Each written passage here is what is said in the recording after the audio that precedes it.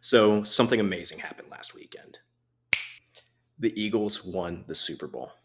Now, those of you that have been following this channel, I know what you're thinking. Daniel, this is a business channel. Why are we talking about football? And I know. Just let me explain.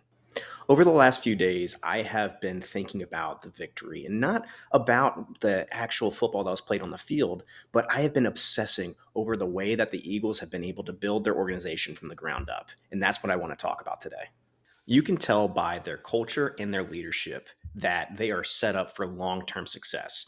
And it really starts at the top. So I'm going to start with Howie Roseman and Jeffrey Lurie. So Howie obviously builds a great team, and there has been a lot said about him, but he does it in a few ways that make things even more successful long term. He builds a lot through the draft now.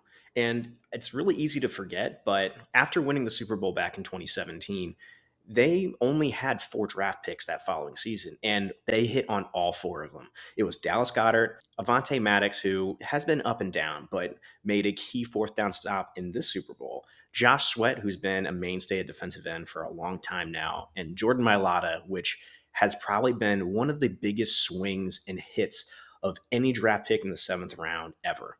And you might ask yourself, why is that a problem? It seems that all 4 players that he drafted back in the 2018 draft are still on the team. Well, that's only 4 players. You field a team of 50 something. And the biggest issue is when you are losing 10 key contributors on, doesn't matter what side of the ball, you have to bring in people to fill those spots. And when you don't have somebody that you have been cultivating and growing over the years, and you try to bring outside people in, it's not going to mesh as well as you want it to. And they had a letdown that year.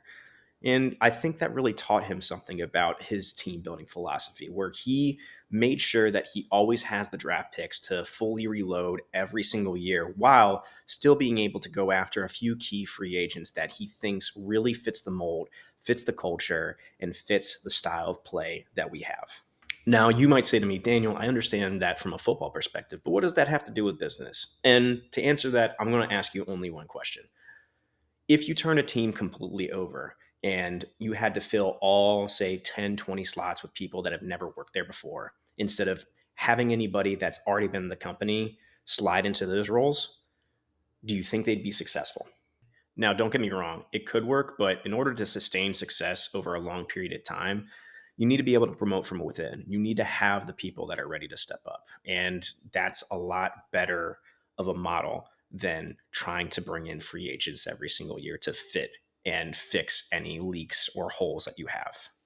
Now, it helps when you have an owner like Jeffrey Lurie, someone that's willing to shell out the cash, somebody that's willing to keep what's successful, but also make the very tough decisions.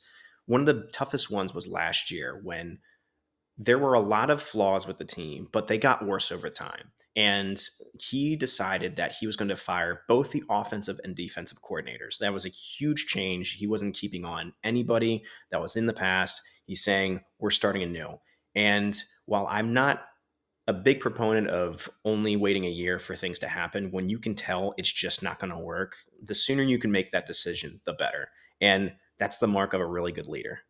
And even better, it's the mark of a leader that's taking accountability. He's saying, I got this wrong and I'm going to fix it. And when you do that as a leader, the people that work for you are way more willing to take accountability themselves.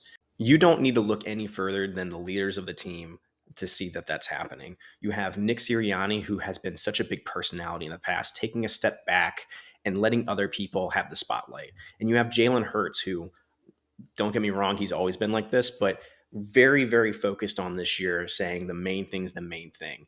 And winning is all that matters to him. I have never seen a leader put their ego aside as much as Jalen does. Jalen knew that he was going to be taking a backseat to Saquon this year, and he was rewarded for it. When Saquon was getting stuffed by the Kansas City Chiefs, who was the Super Bowl MVP? Jalen Hurts, because he stepped up when he really needed to. When everybody knows that they're going to have a chance to be called on to succeed, it's a lot easier for everybody to buy in and be engaged. They all know they have a chance to shine. Their culture was apparent. The leadership was great. And when you have them both together, that's the mark of a great organization, one that you can expect success long term. And the best example right now is none other than the Philadelphia Eagles for now. Thanks for listening. And if you've been enjoying the channel, please like, share, and subscribe. And I will talk to you next time.